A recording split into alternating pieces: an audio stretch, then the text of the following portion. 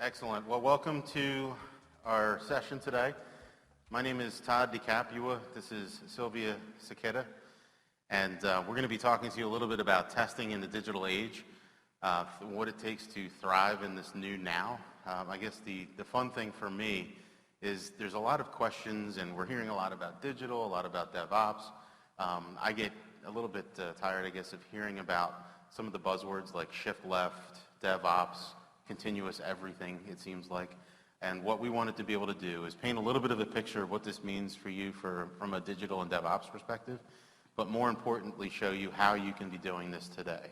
So what you're going to see is we're going to move very quickly through the slides, and we're going to get into some demos. These are demos that I recorded this past week, showing you how you can use enterprise-grade tools, which are free to download, but you can now, from a shift left perspective, the continuous piece, here's how you can start doing this today.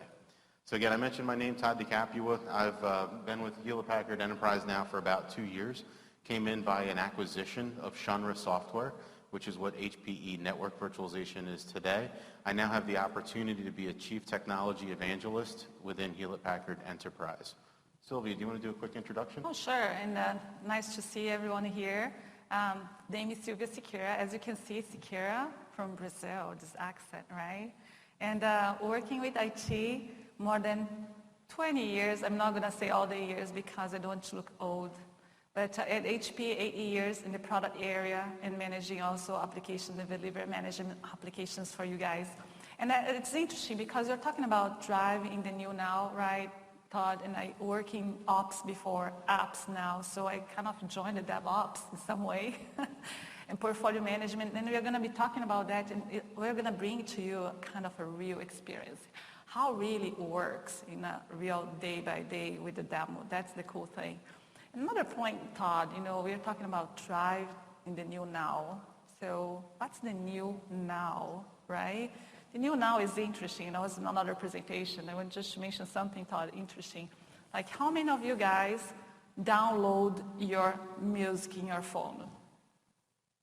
Yeah, some people. How many of you guys like to listen to iTunes Music, Pandora, Spotify? Some. How many of you like both? See, it's interesting.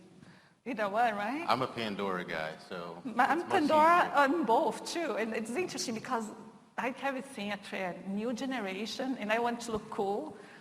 Go for like the iTunes, etc., right? Or Pandora, Spotify.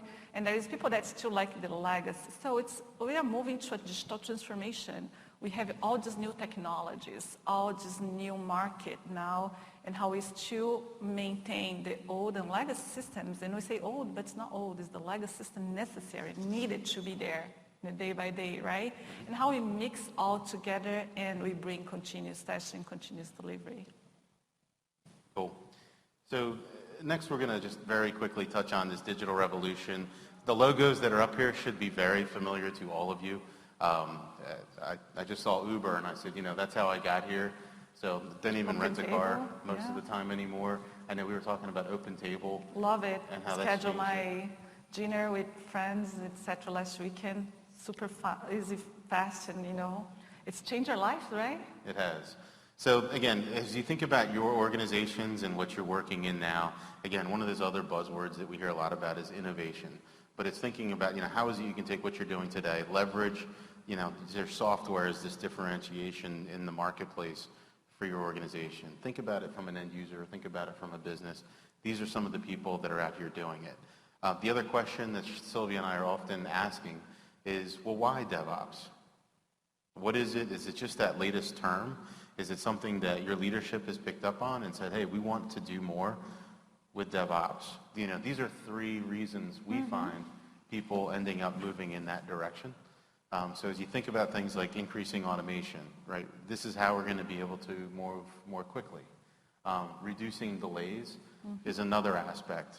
We need to be able to reduce the delays to be able to move into DevOps. And lastly is increasing visibility, oftentimes across the entire organization. So when I work with teams, it's sometimes technology teams, sometimes business teams. More than not, I'm also finding customer advocates that are out there within your business units today. looking at all three of these pieces. And very important tip here is sometimes we are so focused on the day-by-day activities that we don't have time to think about how we can optimize, how we can stop and increase the automation, reduce these delays. But it's important you spend a couple of minutes or some time during your week, right, to think, how can I optimize? How can I make this better and for continuous testing, continuous delivery? That's what DevOps is. It is. And again, what is the reason why? Many organizations want to be able to innovate faster.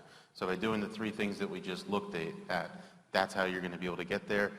Being able to look at your business as a software business, it's something that I hear more and more every day. Not sure if that's something that you're hearing within your units, but being able to do this, building faster, testing faster, releasing faster, focusing on quality and more frequently, these are all the aspects of how we can innovate. And interesting is that everyone, I would say that every company is a business, every software now is a business today. Even like kids now, they have a software that they develop on iPhones and mobile phones, and they have a business, right? So everyone is software engineer, and not everyone is testers, right?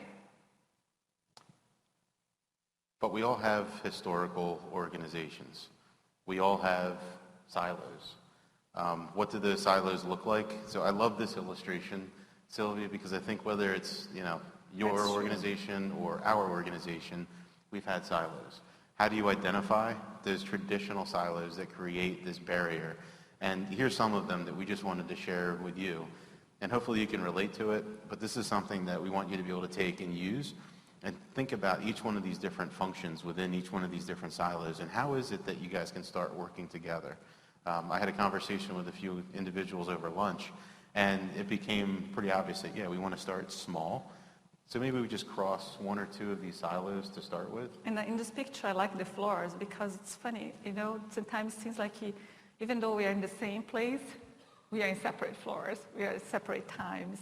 So it's another important piece is not just adding tools, right, to resolve the issue, because I'm sure that if I send an email to you today, right now, you're probably going to take a while to read, right? That's another silo. So it's not just tools, it's about culture and process, and you're going to talk about that. So there's a quick picture that I just wanted to share. So regardless of the methodologies that you guys are using, whatever you call your SDLC, there's a typical left to right flow. And this is one that we can figure out, how long does it take to go from one step to the next? The thing that's changed is how is it that you're getting this feedback? So as we look at this model on the top, you can see we're moving left to right, but we're also getting this continuous feedback. This is how we're able to get that high velocity.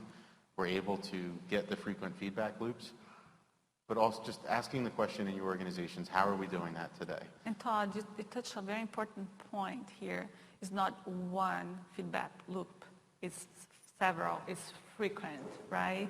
And then if you see this, it reminds me like a waterfall, right? Mm-hmm. One going to another, but the difference here is faster, the velocity. Be ready, okay? Increase this feedback loop in every area. Get together. That's the important piece. And how about the risk and quality, huh? So it's fun. And in this next slide, I always like to preface it. It can be a little confusing at the beginning. But my manager asked me a question the other day. He said, Todd, we're all on planes a lot. Would you rather fly on a plane that software was tested using more of a waterfall methodology or more of an agile methodology? I said, I don't know, John. That's an interesting question. And he asked me this yesterday. You know my answer? I said, I don't care. I want to be safe. I've been in a plane that had emergency landing took off. So I even pay more to fly safe, and that's what it is, right? It is. Okay. So here's the slide. And if we look at the y-axis and the x-axis, so those of us that have been out of school too long, the y is the one that goes up and down, and the x is the one that goes left to right. But what we can see is release velocity on the y, and on the x is time. So as we draw the picture, the idea is, the objective of whatever you're doing is to be able to increase the quality of the software that you're delivering and lower the risk over time. So the answer that I provided back to my manager was, I'd rather fly in a plane that used agile practices because, again, we're doing very frequent but small incremental delivery. And I believe, as someone who's been practicing Agile since 2006, again, the accountability within that team and the way that they're focusing and measuring is going to be much better. But again, we're not here to tell you exactly what to do. This was a slide that I find helpful, and you guys can use in the conversation. As much as we have testers for flights, I'm fine. True. So as long as Silvia's flying safe, she's good. There's a collaborative approach. This is a typical slide and triangle that probably many of us have drawn for years. But again, another conversation I often have is moving to DevOps, is adopting these Agile practices, is it more about tools or is it more about the culture? And what we keep coming back to is it's really more about the culture. And it's what is that focus for your organization? How is it that you guys are measuring what you're doing? How is it that teams are being compensated for what they're delivering as far as results go? Yeah, the challenge about bringing the development testers together, the challenge about even bringing dev test and operations together is a really cultural shift. And we have been talking about people, process, and technology not starting last year or 2 years ago when DevOps started. Have been talking about this for a long time, right, Todd? Yes. But it's a challenge, right? It's a challenge to bring all together. But we are going to show here. Yep. And what I want to get to is there's multiple constraints that you're probably dealing with today. This provides an illustration. Hopefully this is representative of how your team's doing things today. You're looking at these different business demands that come in, and ultimately how is it we're delivering that to our end users. You know, how long does that take? What are the different handoffs? What are the constraints that you're bumping into? So each one of the red lines that are on here are highlighting some of those constraints that we're looking at. And for you guys that are virtual, watching our presentation too, right? I'm sure that you are looking at this slide and you're looking, wow, yeah, I have these issues. Yeah, there is communications issue. There is information that I don't get it. There is requirements that they define in the beginning and I don't even know what to do in my test, right? I have a high number of defects and we need to release next week. How do I do, right? And the loop, all the things that we have here line up, right? In manual errors that when you do manual testing, you might be prone for errors. There's so many kind of variables, right? When you're creating, developing applications. And the virtual people, I mean, you guys that are watching our virtual, you take some time and chat among yourselves. What are the challenges that you're having today, right? I think that's important. You guys should even see and see how this can be resolved in some time too. And I love, in the red line at the bottom, I mean, there's two things that I love, and this is just from my personal experience and as I've worked with other organizations, but it's this work in progress. So how many, you know, oh, we need to put this other project out, or this next move to a high priority. And again, it becomes a big challenge, whether you're a developer or a QA tester, is how is it you do more with less? We've all been there and trying to find ways. Also, the lack of that end-to-end visibility across the business, the technology teams, again, these end user representatives. If you don't have that visibility to know where things are right now, it can be a bit of a challenge. So you're going to have these roadblocks, you're going to have these constraints, but it's not very visible to other people outside of your organization. You living it every day, you know what your constraints and challenges are. But you know, a good point, Todd, is, you know, who is going to see these issues? The end user. It's true. For sure. It's the pre-experience, right? The reviews, the unfortunately, like damaging the brand, or even sometimes business, reduce business as well. So nowadays, the users are so out there, and if they get mad about something or your application, they are going to talk bad about your company. It's so critical now because this is going to reflect in the end user experience. And then we just delivered a presentation about word quality report. One of the most critical items now in the CIO's mind is user experience. And I mean, everyone, even for ourselves, we're not patient enough, right? Mm-hmm. So these constraints can cause a lot of issues for the business. True. So as we think about this high velocity innovation, laying it on top of these constraints, I mean, this is a model that we're going to talk through a little bit. This is what I'm going to be showing as far as the different live demos pieces that I've recorded. But the business demands, again, how is it that they come in? What are these three different bits that we look at, Silvia, around build and test? Yeah, and then it's super cool because I have, as I mentioned, background in operations too, and we have so many other best practices around, and DevOps is bringing all together It's not that you don't need any other, but helps in parts and pieces. But the main picture is here, because it's where you do continuous integration and tests. You bring development and testers together.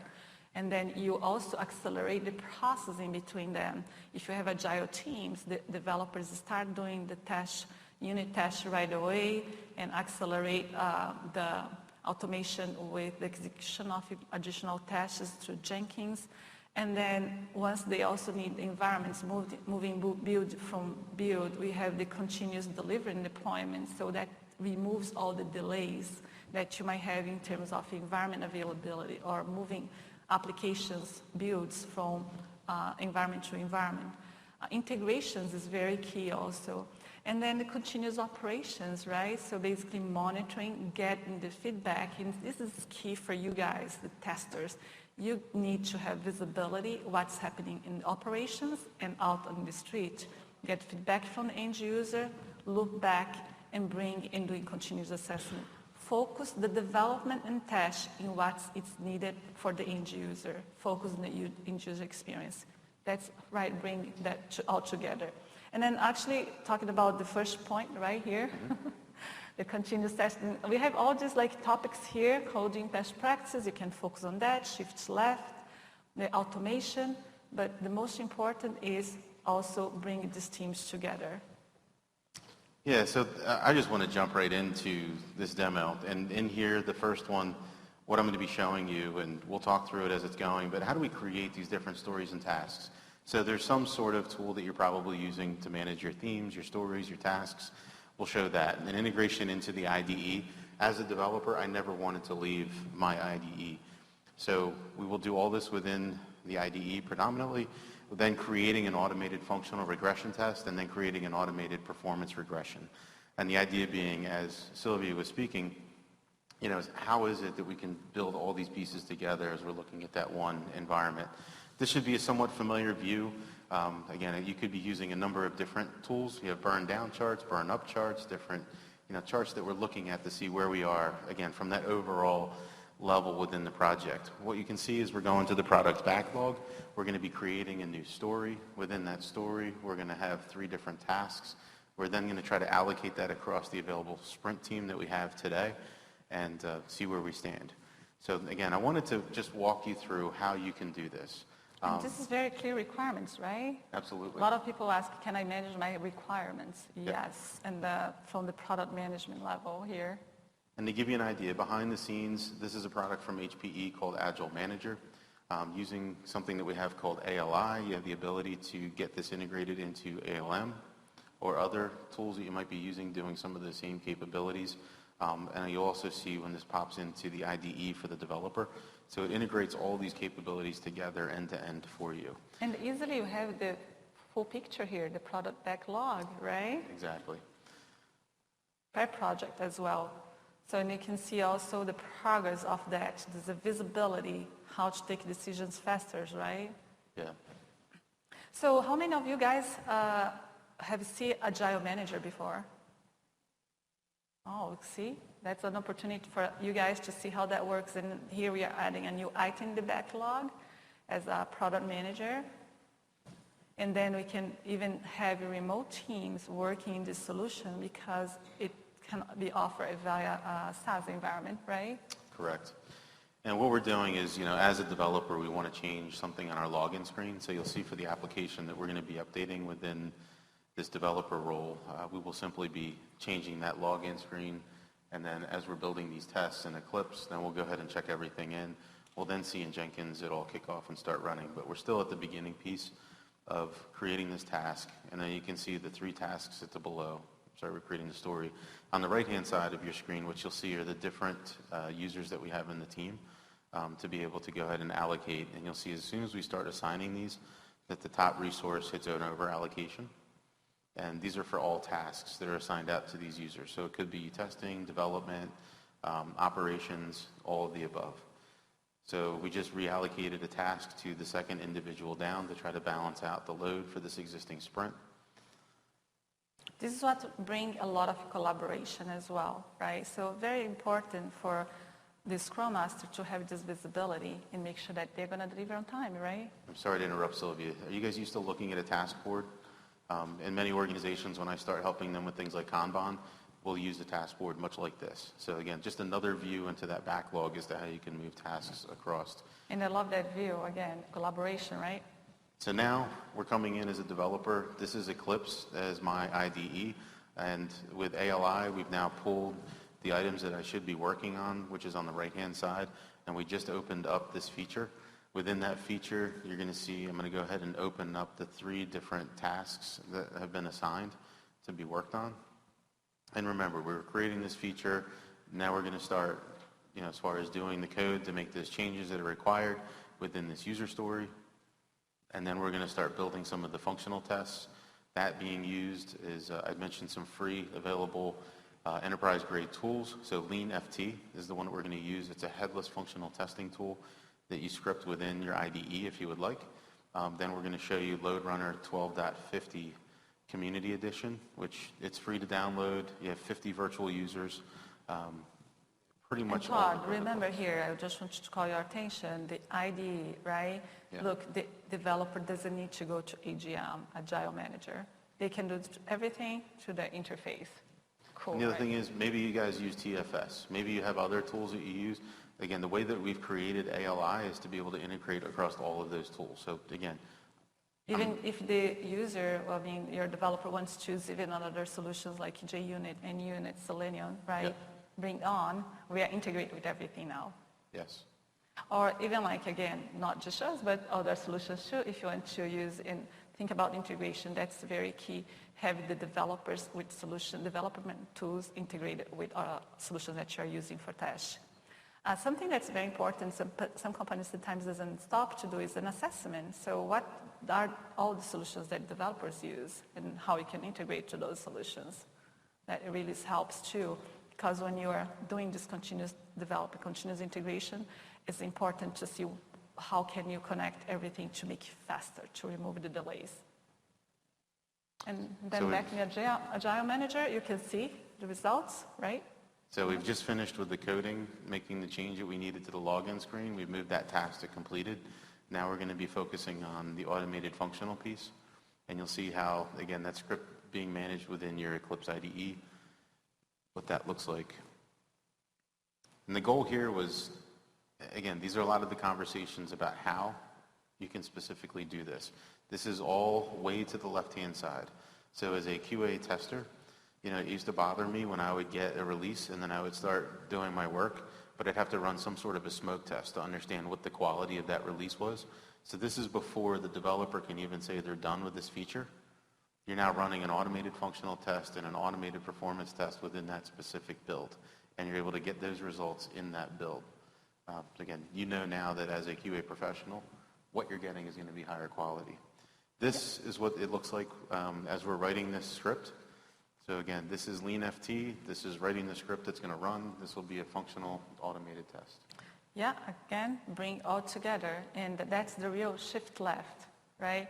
And then we are even talking about coding and, putting some standards around, because then you don't need to think too much. Just like, okay, we have some process around. I know how he's naming his programs, his code, and I know how to run my part here in terms of testing, just have that automated, integrated. So interesting to know how many of you guys have heard about LeanFT. I'm sure that many of you guys use functional tests, right? Yeah, some. Mm-hmm. So if you have functional tests, you have LeanFT. That's basically another solution in terms of functional tests, Java-based, that is fully integrated with development tools. So great opportunity for you guys to take a look on that and bring that together within this continuous tests and continuous integration. So here I'm just finishing up the scripting for LeanFT. Next, I'm going to go ahead and open up the LoadRunner interface. There's a few different ways you could do this. You could do some of the native scripting. There's also true client capabilities that you could use to do this as well. And what that enables you to do within LoadRunner, there's also another new capability called StormRunner Load that you could check out. But again, the goal here is to show what you could do with off-the-shelf available free enterprise-grade things in your environments today. So this should be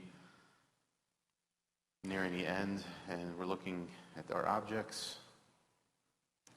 So this is our online banking application.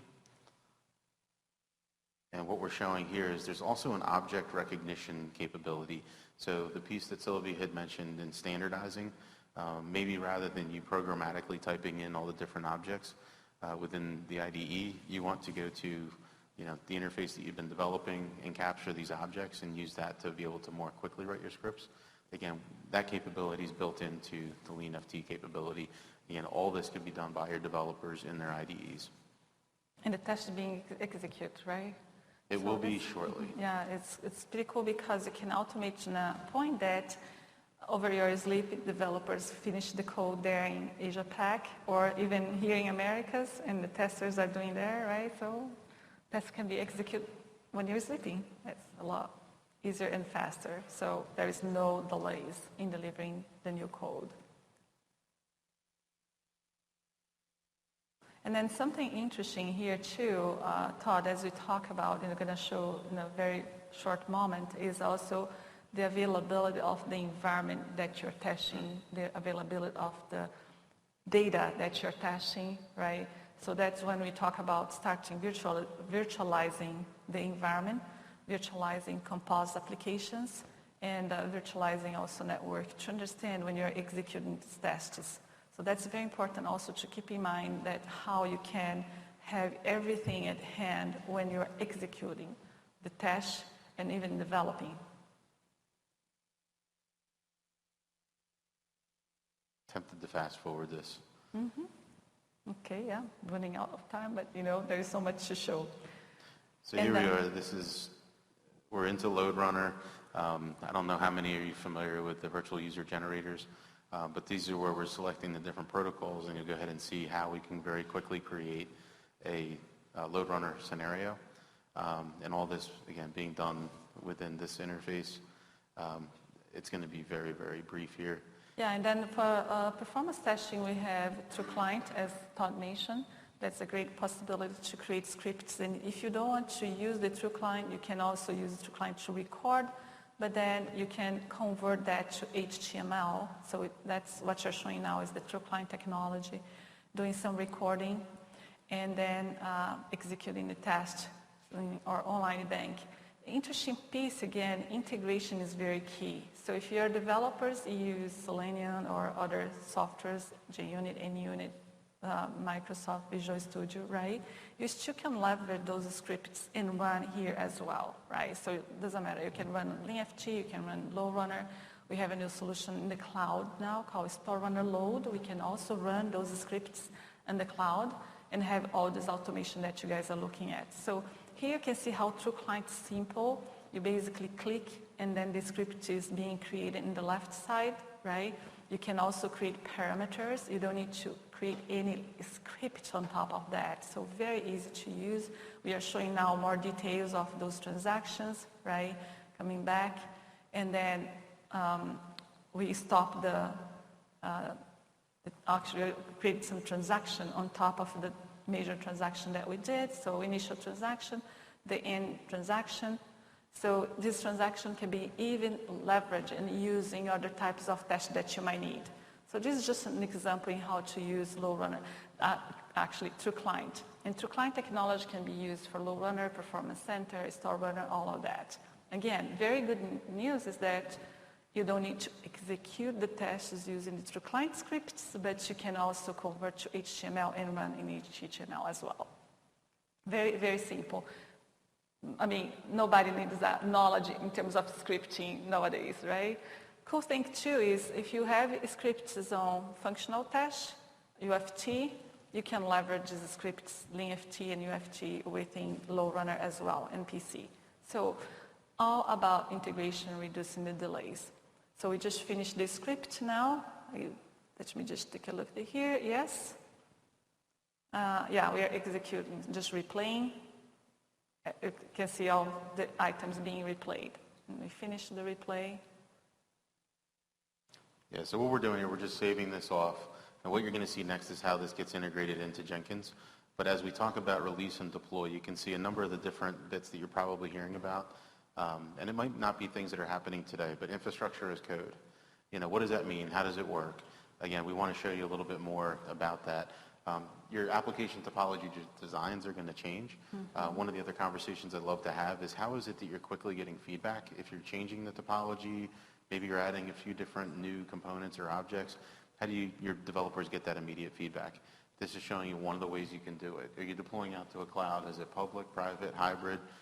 What does your release pipeline look like? Do you have a release pipeline? Do you know how to measure it? Or do you even measure it or not? So again, these are some of the bits that as we look at this continuous delivery and deployment. I bet the majority of people, they do like, Todd, I finished my code. Can you move for me? Or you move manually, right? And then there is errors. So how to automate the moving the code through the stages, that's very, very important. Reduce also the number of errors, right? And also versions. Sometimes you have a new version, there you go. You didn't got the latest version and you're testing, wasting time, not the newer version. And here's Jenkins again, executing that. So I wanted to take a moment first to show you there is work to be done within Jenkins to set up your flow. So within Jenkins, again, knowing that, okay, we need to run this functional script, we need to run this performance script, these are pieces that have to happen.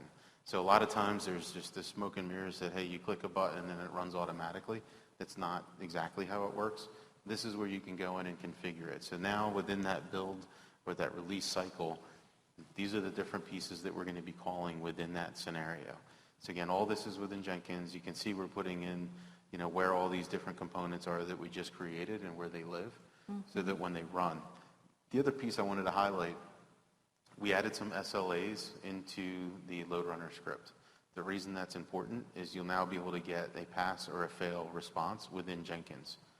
So again, going back to what we're doing is you have a developer creating code, a developer creating functional and performance scripts. They check in. Now that's going to go into Jenkins to be able to run it.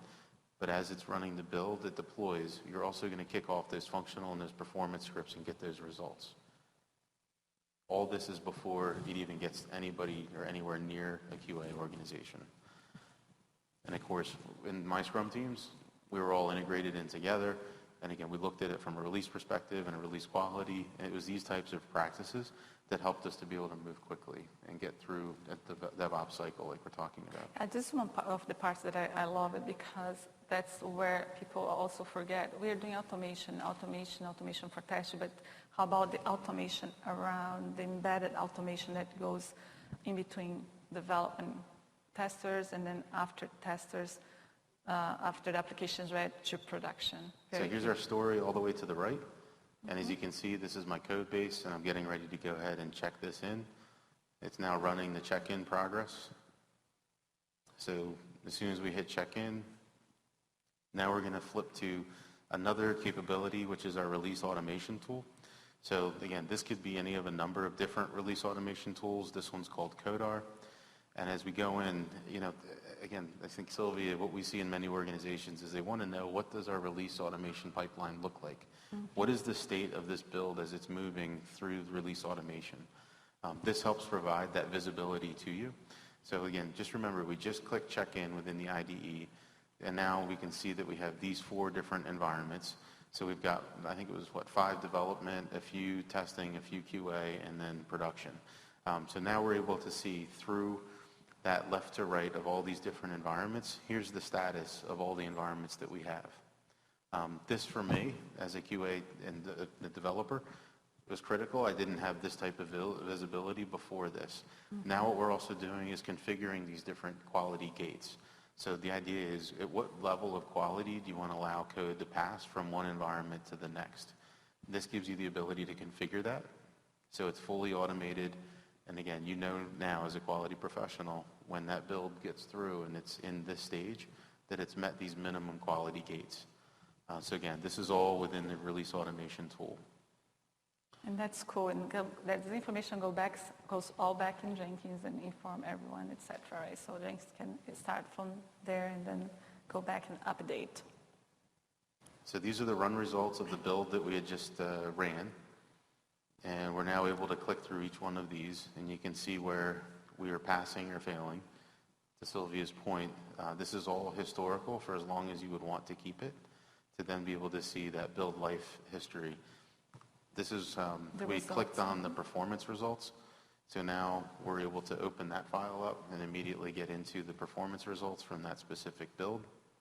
You can see where we started to have issues. If you wanted to dive in here, again, it's very easy to start looking at that result set and the analysis piece to find out what specifically caused problems.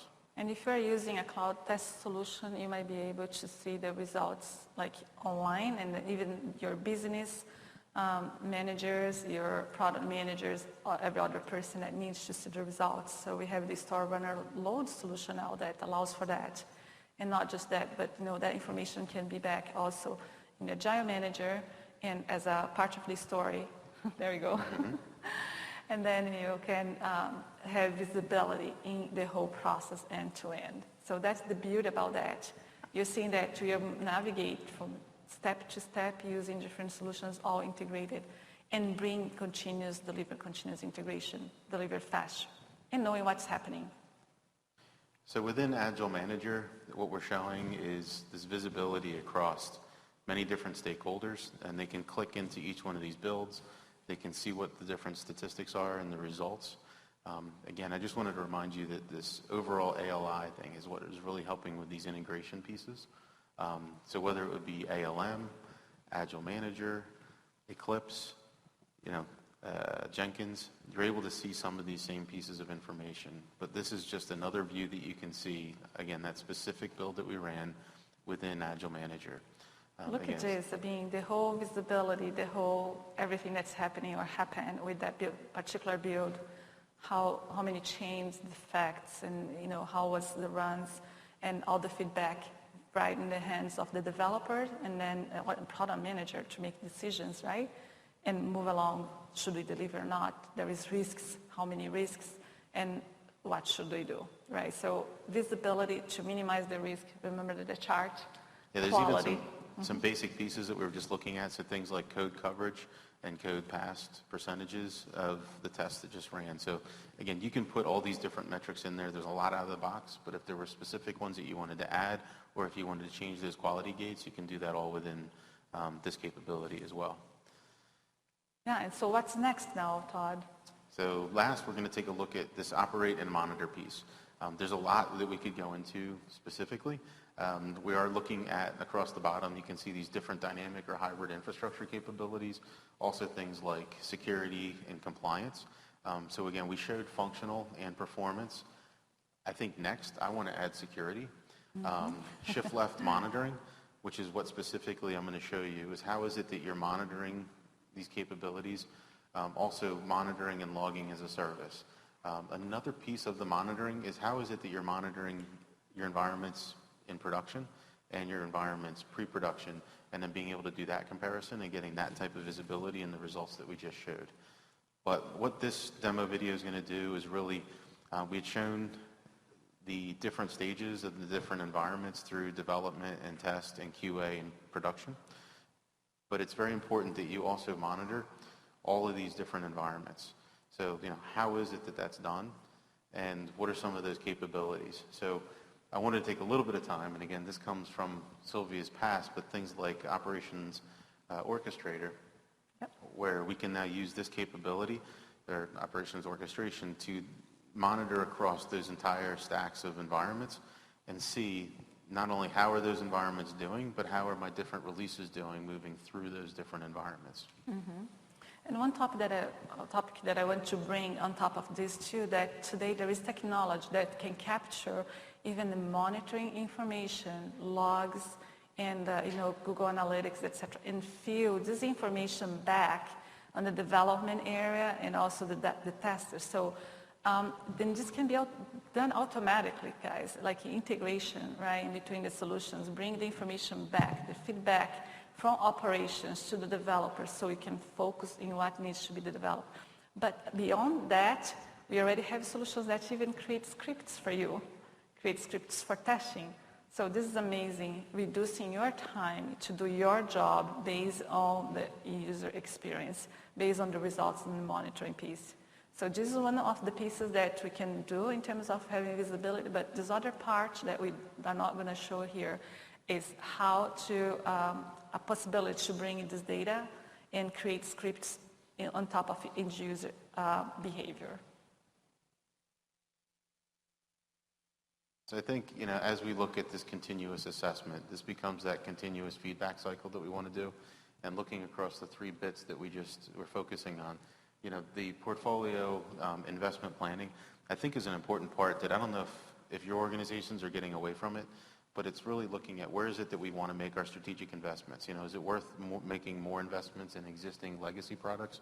Or should we look at, maybe updating that technology and making the investments there from a business perspective? So how is it that that's taken into mind? You can see how you could do that with some of the pieces that we've already done. And then measuring user experience is a huge piece for you, Silvia. Yes, absolutely. Everything about user experience. I just want to mention an example, especially for mobile apps. Mobile apps is something that needs to be really fast and delivered very, very fast. And I have a case that this application was performance reasonable, right? Okay. And then they put a new version of this application in, and that new version is supposed to be better performance. And unfortunately, through the end user experience reviews, the reviews went super down, right? Then again, we need to provide this quality and verify quickly. Even though it's mobile applications, sometimes we don't look in everything that needs to be done in terms of like quality. But it's important to look at functional, it's important to look at performance, it's important to look at security to provide the best user experience. So you don't want your company out there. And another area that we're looking at on this continuous assessment piece is the risk or the threats that might be out there. A lot of people go to security. I would also offer that from a functional perspective, there's some risks and threats, even more so in performance. Or how does the security that you have impact the performance to your end users? The last piece that I also wanted to highlight is this application release prioritization, which I don't know how many of you have been a director of QA before, but this used to be the often question that people would knock on my cube and say, hey Todd, how can we get that release out faster? I want to move everything, put everything else on hold, and this needs to go out as fast as possible. How do we do that? I lack the ability to get the visibility into the quality of that release, but my hope is by what you just saw, here's how you could do that today in your organization. So again, this continuous assessment piece, we often talk about these 4 different bits at the bottom. Coming back to, I think, if you were to walk away with anything from this conversation is, I think the demos were hopefully helpful in showing how that you can, within this digital and the DevOps age, be able to thrive in the new now. Reduce the delays, right? And increase visibility, that's what we basically talk about before. That's 3 key points. I mean, if you really, really want to think about DevOps and continuous integration, continuous test, increase automation, do an assessment in terms of what developers have, right, in operations, see how the integration can be done to reduce the delays and human error, right? And increase the visibility across the portfolio with the, as we show, AGM. And then, Todd, we have booth here, right? Absolutely. So as you would walk onto the showroom floor, we are in booth number 1. So you walk in the front door, you'll probably walk right into us. If not, look to your left. Number of things that we would love to share with you. It's not a high-pressure sales thing at all. And I know if you participate by filling out, does it take about 30 seconds? Oh, yeah. Exactly. If you go to hpe.com/software/insights, you'll go ahead and fill this 30-second form out, and in less than 5 minutes, you get a 20-plus page results report that shows you how your website is performing today, and you actually get a letter grade score. I always like to ask that question before people hit submit, but the idea is to give you these results quickly. And I think you can get entered to win, what is it, a Raspberry Pi? Oh, yeah, exactly. And for those that are watching virtually, of course, can you repeat the website one more time? Sure, it's hpe.com/software/insights, INSIGHTS. And then for you guys that want to, people that are watching us virtually also, if you want to see more about ALM, you just go to www.hpe.com/software/ALM. And we have also several collaterals that are available for them as well. So thank you so much, everyone. We are available for any questions. I hope that this was good for you, a good experience to learn how to make this possible. And that doesn't mean that needs to be all HP, for sure. You can even leverage solutions that you might have. But it's a starting point, integration, continuous integration, and also understand and reducing these delays and reducing these delays in between the areas. Great. Thank you guys very much. Thank you.